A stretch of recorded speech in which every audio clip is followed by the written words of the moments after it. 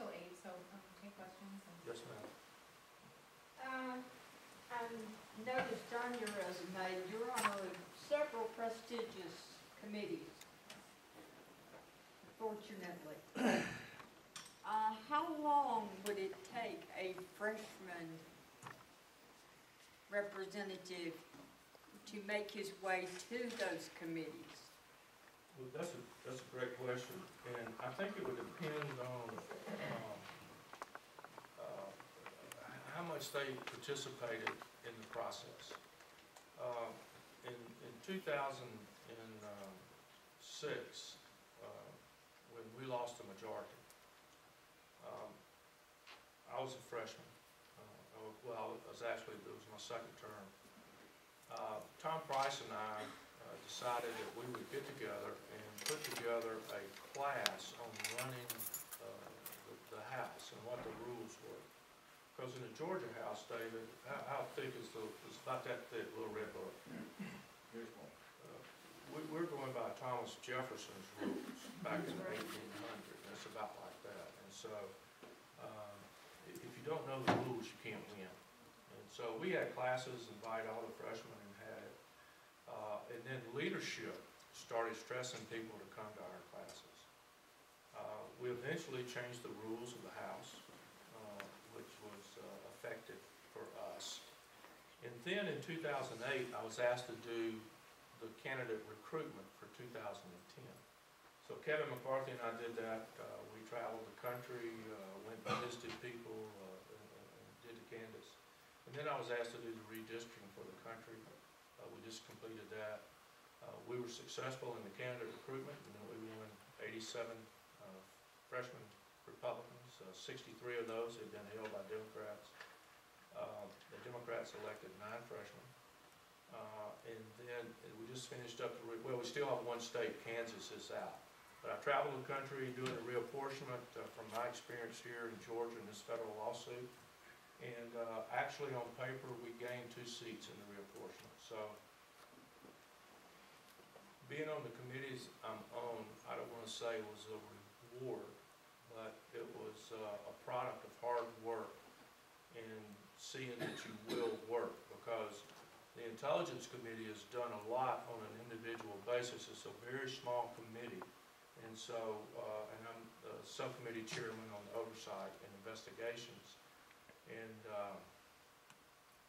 we're fixing to have a hearing on the gentleman with the Immigration Department that head of intelligence for them that got caught, embezzling that $600 million or whatever it was. But yeah, I mean, it would take a freshman a while. I don't know that it would take them a little bit longer, but I think if you get up and if you show people that you're willing to work, then they will progress you up the ladder. Okay, I have a follow-up question that relates to that. With the fact that you are on the House Permanent Oversight of the intelligence community, you're in charge partly of the CIA, national security, the rest of the alphabet soup that's swarming over Washington. I want to know if being on that committee has anything to do with the atrocity of 8 Republicans from Georgia voting for CISPA. No, I mean, it's a bill that we Or CRISPA, or however you say It's it. just, no. Did it have anything, me being on the committee, did it have anything with me voting for it? Yes. Yeah, with you voting Absolutely. for it. Yes, ma'am, I did. It did. Yes, ma'am, I did. And I don't know who I else. know you trust them. I don't know that I trust them, but let me explain to you. Let me explain to you exactly what this is, okay? Because I was shocked when I saw the number of Republicans that voted for something that's taking away our liberties, that's taking away, it is taking away everything that we put in writing on the internet. What does it take away? The CIA is going to know about it, and the FBI. What does it take away? What does it take away? It takes away they know what we're doing. No, ma'am. You say I'm gonna they explain. don't, Lynn, Well, but they do, Well, honey. I'm gonna try to explain it to you, okay? Okay, and I'm gonna This shut is- up and sit And I'm down. gonna tell you some of the misinformation that's been going around. We worked on this bill for probably about a year. We started working on it, a little last April. And it is an intelligence committee. And none of our meetings are, well, I think we've had 2 public meetings in the year and a half I've been on. Most of our stuff is in the intelligence room, no communications, no electronics, no nothing. And we talked to, we had the ACLU, we had Google, Facebook, every privacy group in there. I trust them all. No, we worked on that bill for that long because what we wanted to make sure is that we didn't get into anybody's private stuff. And so that was a combination of a lot of hard work that went into it. And when we talked to big businesses that came in and other internet people that came in, and you asked them what their number one concern was, they said cybersecurity. And when you ask your the director of national intelligence or the CIA or Admiral Mullins or Petraeus or anybody, what is your number one, what you wake up at night sweating over? Cyber attack. And so that's the reason we started addressing this. Now let me explain to you all this bill does. They sent out an email that said, this bill was introduced in the House on November the 30th, and it was passed out on December the 1st. That's true. It took us 8 months or 9 months to write it. And so we did all, it was I can't tell you what the vote was, but let me tell you, it came out, Republicans and Democrats, out of the committee because we had heard all the testimony. And so all you can do, you can either trust me or not trust me. And look, we're not going to agree together all the time.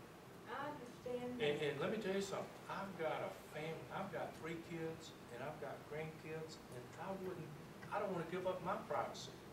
So that was the first thing that was correct in what it said, but it didn't know the whole story. And then they sent out and said, it's not subject to the Freedom of Information Act. It is subject to the Freedom of Information Act. You can get all the info, you can submit a form and it's subject to it. If you got a spam filter or spam filter on your computer, has anybody got spyware or Norton or whatever? The government has,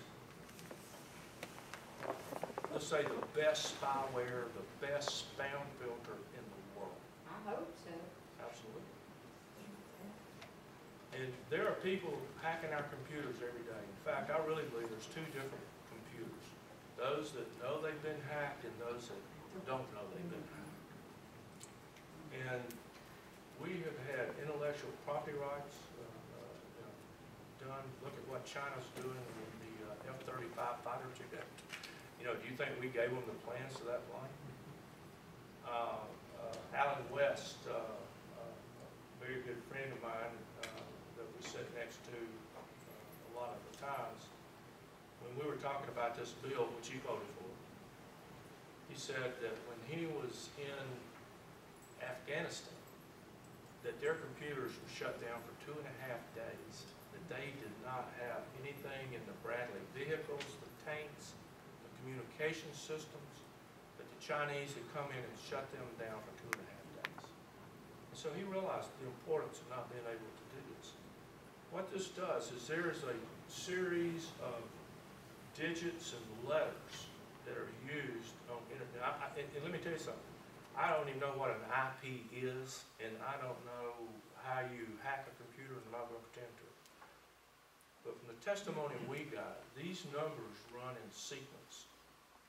And they run 2 million numbers in sequence, and letters in sequence, and digits and symbols, 2 million a second runs through there. And they know what they're looking for, and they can pull it out, and they can find out where it came and where it was going.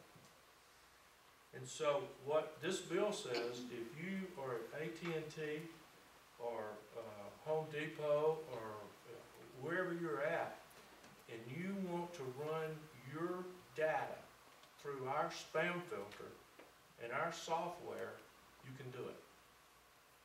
And none of the information would be pulled out unless one of those sequences of numbers or letters or, I can't remember what they call the digital stuff, but if one of those comes up, it's gonna show up and it's gonna kick up.